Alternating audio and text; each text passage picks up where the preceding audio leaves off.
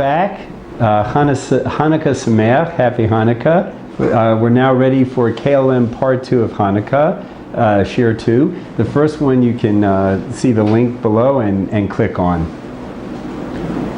Listen to this story. It's a true one. There was a secular guy who was extremely excited to make an appointment with the famous rabbi that founded Aish Torah, Rabbi Noah Weinberg. He was really excited. Why was he so excited? He wanted to tell the rabbi what happened to him. So listen, he gets the meeting with the rabbi and he says, I was riding my motorcycle. I was going on the motorcycle and I rounded the corner and the road was hanging on a cliff and my bike went off the cliff. And I can't believe it. There was a tree jutted out from the cliff and my bike landed on it. God saved my life. So the rabbi looks at him and he says, can I ask you a question? Okay. He says, who do you think threw you off the cliff in the first place? You hear this? Hanukkah, the miracle of the candles, the miracle of the military victory, right? We focus on the miracles, but we have to ask ourselves, who threw us out of the Beis HaMikdash? Who did that? Who allowed the Yavanim, the Greeks, to enter into the Beis HaMikdash and spoil the oil, tamify the oil? Who allowed them to make decrees against Shabbos and Rosh Chodesh and learning Torah? This is what we also have to ask ourselves. Why did Hashem throw us off the cliff? Why did He throw us out of the Beis HaMikdash? Okay? So fortunately we have the answer from the Bach. The Bach explains that they were in the Beis HaMikdash and they were doing the avod of the service and it had become a little lax. Mitrashel. They became lax. They're in the Beis HaMikdash, quite a place, and it became routine. And it wasn't the same to them. So thank God, our heroes, the Hashmonaim, right? They said, wait a minute, why did Hashem throw us off the cliff? Why did He throw us out of the Beis HaMikdash? And they thought about it and they realized we didn't show Hashem what a privilege it is to serve. We got lax and we let it down. So what did they do? They did the opposite. They did the exact opposite of laxity. They were willing to give their lives for the service of the Beis HaMikdash. They were moser nefesh. They were willing to sacrifice. That was the tikkun. Incredible. Okay? Now, we know something about Jewish time. It's a very famous point, right? The Ramchal says in Derech Hashem that we don't just have holidays. We have, I'd like to call it spiritual time machines. Okay? Every time that Hanukkah rolls up or Pesach, you can go into a time machine. You can be placed in a similar spiritual situation. And you can become spiritual heroes like the Hashmonaim. Okay? And now we have to understand, how do we do that, right? And to do this, I want to illustrate a little something for you. It's based on the Gemara Shabbos. Alright, now let's learn a little bit about the mitzvah of the Neres Hanukkah. This is going to be our secret, how we can be spiritual heroes as well. Okay? Famous Gemara, Chaf Aleph Amid Beis. The Tana Rabbanan of Brisa, it says, Mitzvah Chanukkah. How do you do it? So, here we go.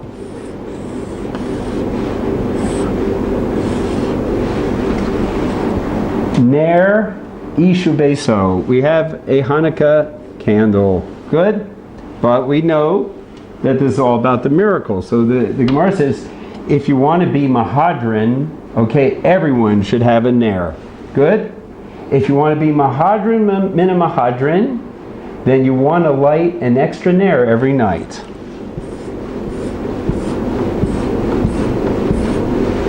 The question is, how do we display this? Here comes a big machlokis between Hillel and Shammai. So this we'll call the menorah of Beis Shammai, and let's just make a menorah of Beis Hillel real quick. Okay. Beis Shammai says, okay, Light 8 candles right up front. Okay, of course we have the shamish over here. Okay, 8.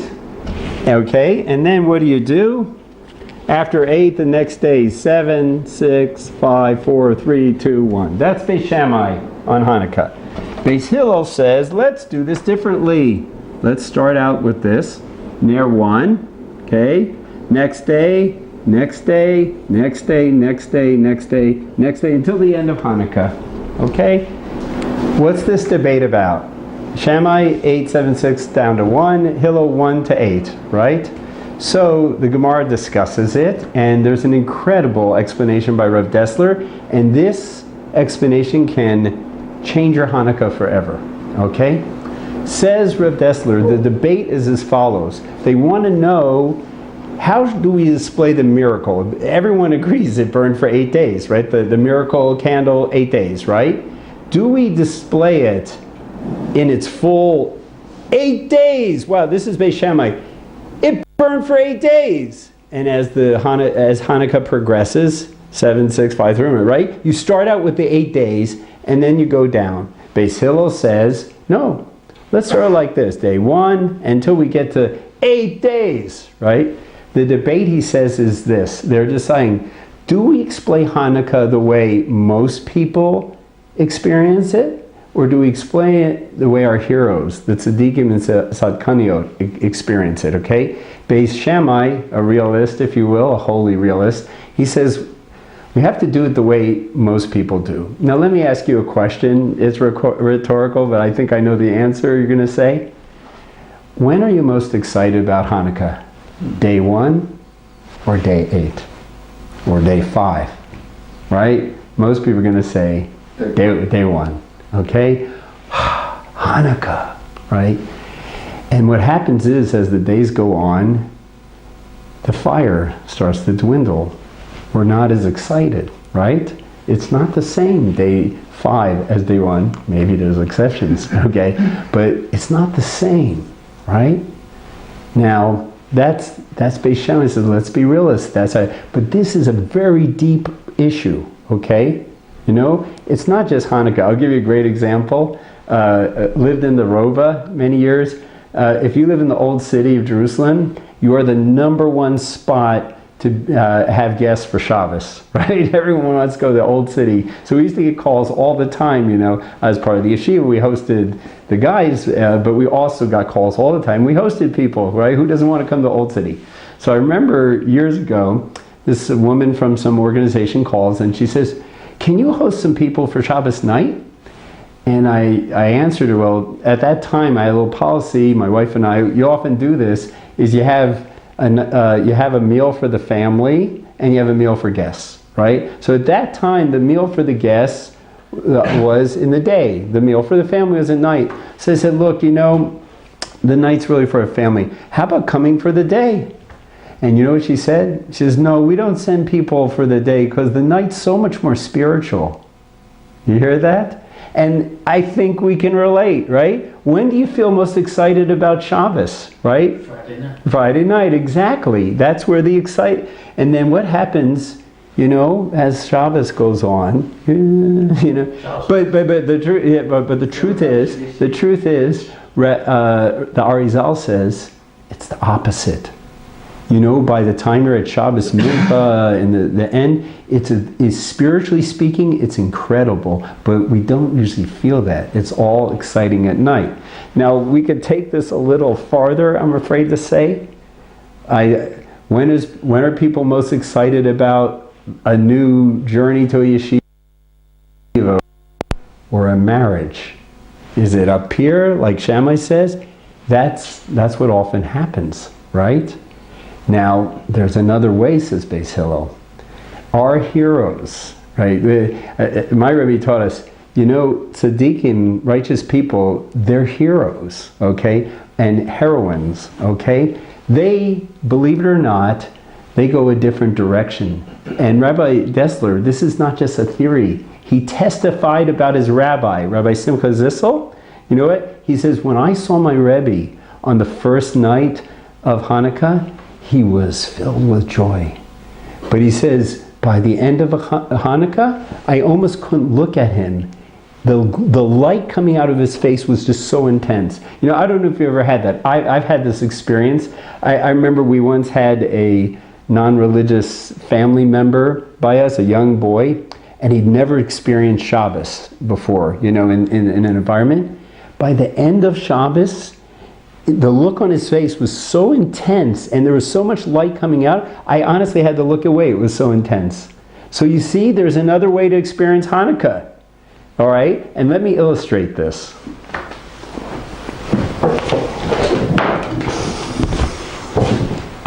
Okay? Here's the choice. Okay? Here's our choice. Okay? Here's the choice. All right? Looks happy, right? This is day 1 of Hanukkah. Okay? All right? For the average person. Average. Okay? Day 1 of Hanukkah for the spiritual hero. Okay? Now as Hanukkah goes on, what happened? Wait, how does he start? Wow! Right? Wow. Kind of wow, right? Till we get down here. He's not sad, but From wow to You hear that? Now, look at this. Simcha Zissel B'Tzadik, right? Okay, he starts out like this. Wow. Wow.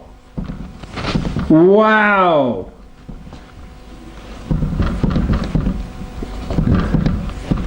Wow. Blown away. Now, I ask you, what do we want to do? Do we want to take it the natural course? This is human nature and it's understandable. We can't blame anybody. But how about this? How about us making a personal miracle?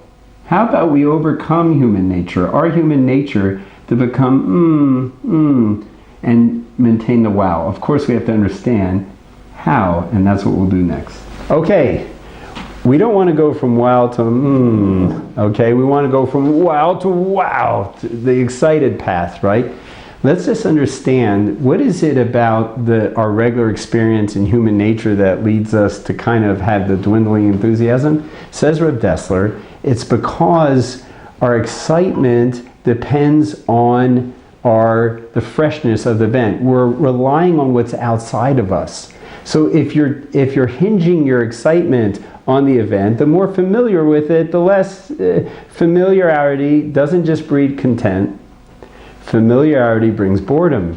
You hear? If you just let the natural cycle of, okay, wow, new, okay, well, okay, we've been here already, right? And it dwindles. What's the secret?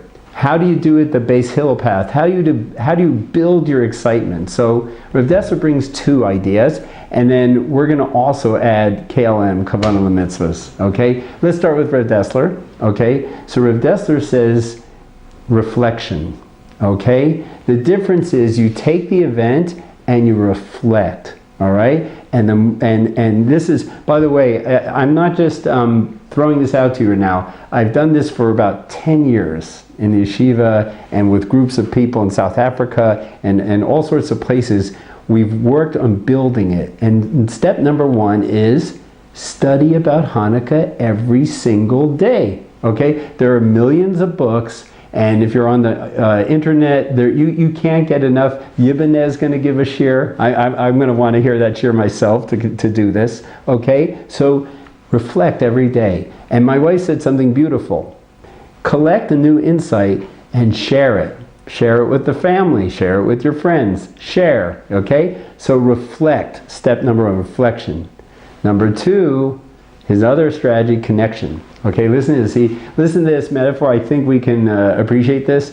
You know, let's say you're starting a new business, and Baruch Hashem, you built it up, and you made $10,000 in one day. Okay, I don't know if that's significant or not. $10,000. Next day, you made another $10,000. Are you excited? Yes, you're excited. The next day, 10,000, 10. Whoa, whoa, whoa, it's going to keep going. He says, what if your friend, and you care about your friend, you like him, right? He makes 10,000. Oh, that's great, mazel tov. He makes 10,000 again. Oh, great.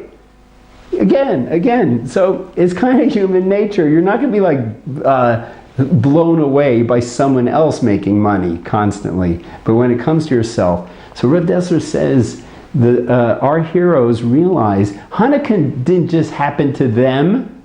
Hanukkah happened to us. It's like Pesach. If it wasn't for Hashem taking us out of Egypt, we would be Egyptian, okay? We would be Mitzrayim. If, spiritually speaking, if Hashem not let us go back into the base of Mikdash, we would be, spiritually speaking, we would be Greeks. We would not be what we are today, right? So we take it personally, okay? But I have a very practical way to build the excitement, okay?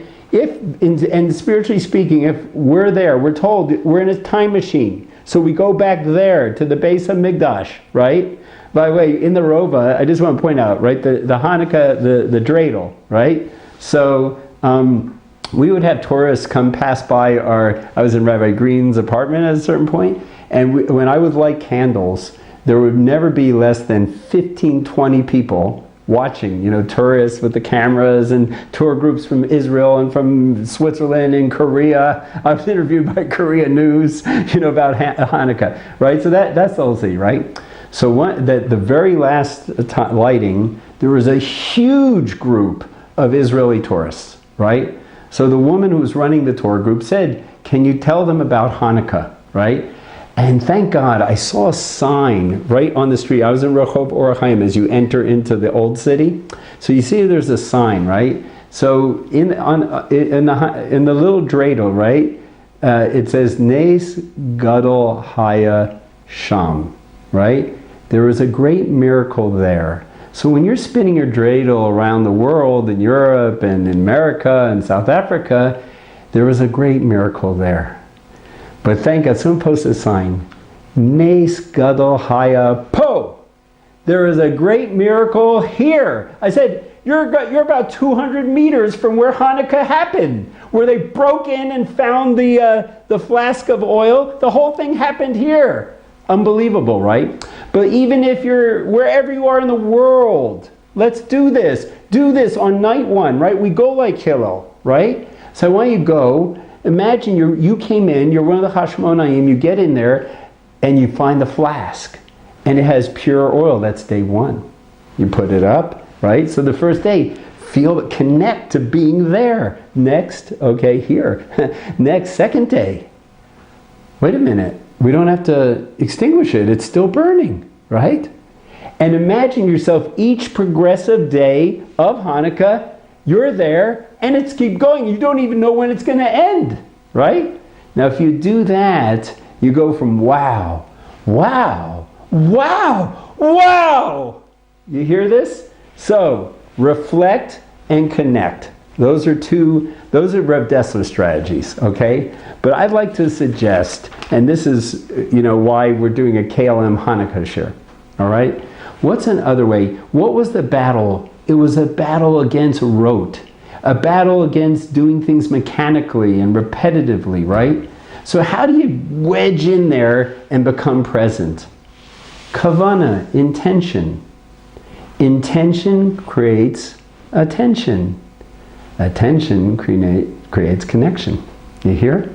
So this phase 2 that I want to present you right now, I want to give you some of the mitzvahs, the treasure chests of mitzvahs that are in Hanukkah, okay? We discussed last time that you look at some mitzvahs and you don't realize how much is there. I compared it to an antique, right? You find something that's old, an old like vase or something, and it has some value, for sure, right? But someone says, that looks pretty special. You should take it to an appraiser, right? You take an appraiser, they go, this is from Greece in 1473. This is worth about $100,000, right? So you look at this object and you think it's worth one thing, and then you appraise it and it's much more, right? We said Moda Ani last time, right? Looks like a rabbinic minhag or tradition, thank God when you're waking up. We said, I appraised that for you at 4 mitzvah deraisas, 4 Torah commandments, right? So let's do an appraisal of some of the mitzvahs of Hanukkah, okay? And let's start with the, and this is absolutely fundamental, okay? So we have the candles, right? So the candles are a rabbinic commandment, right? So what's common between the neros, right, and oily food, right? We have the donuts here in Israel. You have the latkes. So you have latkes, donuts, sufganiyot. By the way, be careful. If it's baked, you don't get. It's not the same. You need a greasy, oily donut, and the miras. The oil, the nays, right? A miracle, recognizing a miracle, there are 2 Torah commandments in this. The Rambam and the Sefer Haredim brings this, Avos Hashem. When we're supposed to, when we talked about reflecting, reflect. Wow, Hashem, I love what you just did for us. Unbelievable. So you have the mitzvah, have in mind Avos Hashem. Every celebration and miracle is a celebration of what Hashem did for you, and you can fall in love with that. That's number 1. And then Rabbeinu Yonah, brought in Shari Tshuva, brought down in the Sefer Haredim, says, we don't realize this. It's a Torah commandment to thank Hashem. We know it's right to do. We say modim, but it's a Torah commandment. It said in Devarim that all the time in the 40 years in the Midbar, right? I did all sorts of wonderful things for your ancestors, and we're supposed to appreciate the miracles then. Guess what? All the more so us. So all the miracles of history, thank Hashem. And we said that's Hallel. Thank Hashem with enthusiasm. Okay? So ready? When you eat a latke, when you eat a donut that has oil in it, when you're using shemen zayit, you hear this? You're tell Hashem, I love you. L'shem mitzvahs avos Hashem. L'shem mitzvah, thanking you for all the miracles you do for us, right? Do you realize how you just appreciated those mitzvahs? By appreciating the mitzvahs within those mitzvahs? Okay, that's that. Okay. But also, I want to mention the songs. Okay, the Zmiros. Okay, I used to tease about this. We sing Shabbos songs, for example, and we don't always match up the words with the tune, right? Like, for example, in Kabbalah Shabbat, right? By the way, have in mind a kapara I'm about to sing a little bit, right? So it says, Arba'im shana kut bador, v'amaram toev levahem v'hem lo yadru drachai. For 40 years they angered me intensively, and I said they don't know my ways, and I'm not going to let them into Israel. Nine. How can we just sing it like that? Or here's this one, Ki Eshmerat Shabbat. Okay? Now the Sephardi version, that's fine. But the Ashkenazi, here's the one I know, right? I do it with my kids. Ki Eshmerat Shabbat, Kel Yeshmereini, 999, right? But if you go to the end of Eshmerat Shabbat, it says, Hamachalo bo malacha sofo lahachris. If you profane the malacha of Shabbos, in the end you'll get spiritual excision. 999. What are we saying? These songs are very heavy. That one you should have in mind, Yiras Hashem. Okay? So let's go to Ma'utzor Yeshuasi, 999. What a beautiful, meaningful song. It touches our heart, and that is great. But it's more than just a ritual. It has in it 4 mitzvahs deraisa. 9.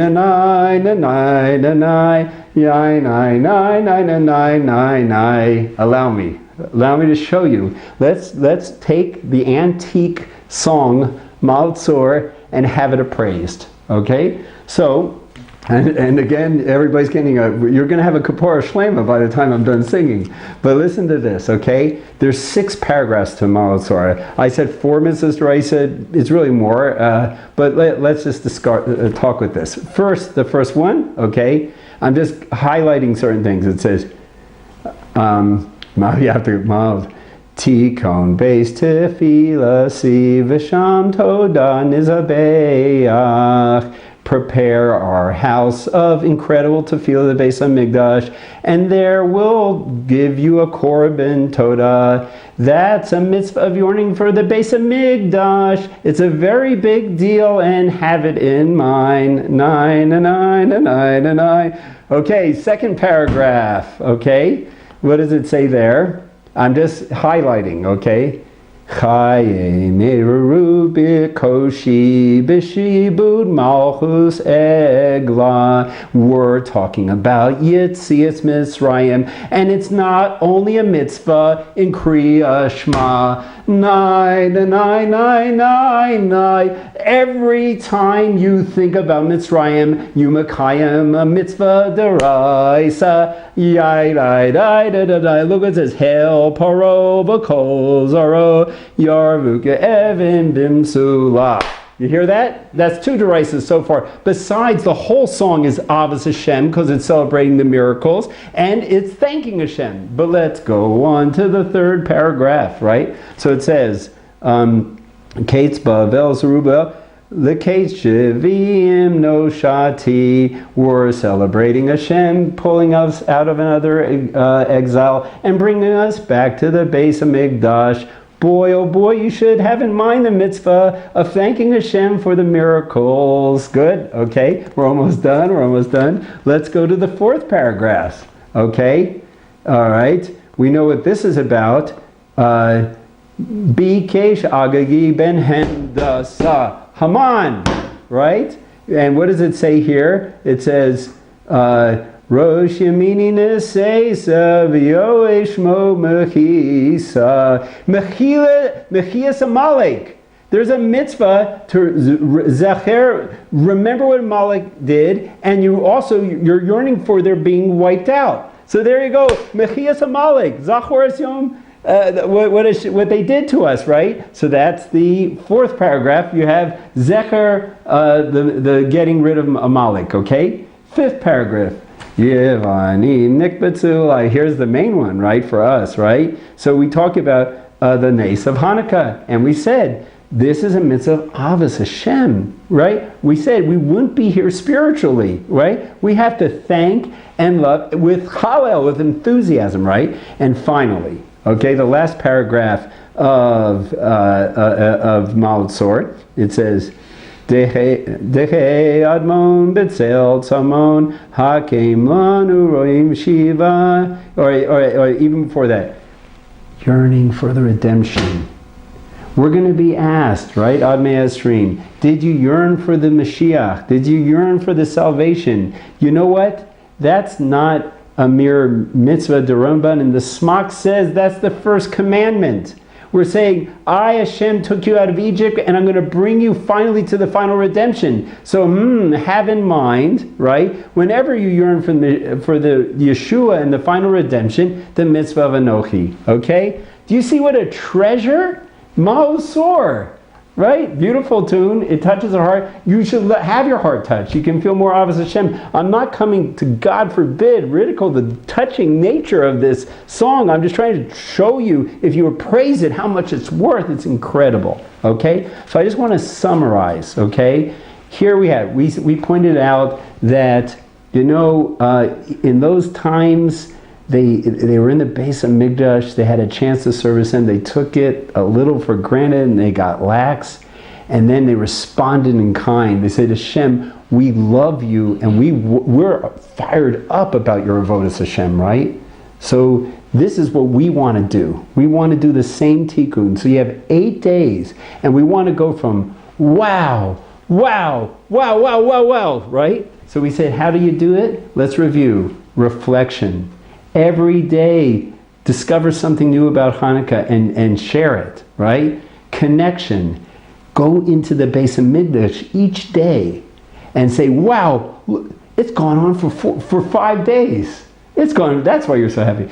It's gone on for 5 days. This is incredible. Right? So, reflection, connection, and KLM, Kavanah Mitzvahs. Discover the treasures that it's a treasure chest of mitzvahs. And I just want to, I want to leave you with a challenge.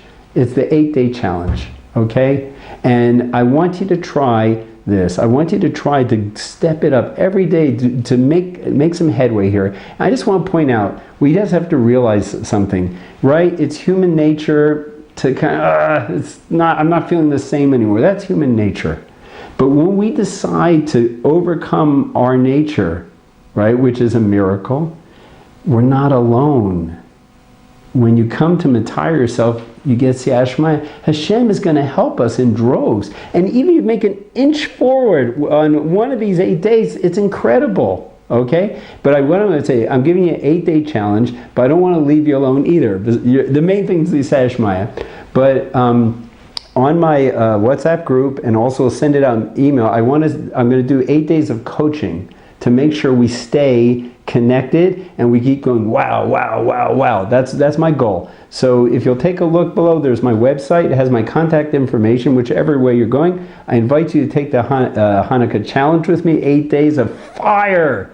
And please God, you should have a wonderful Hanukkah Sameach.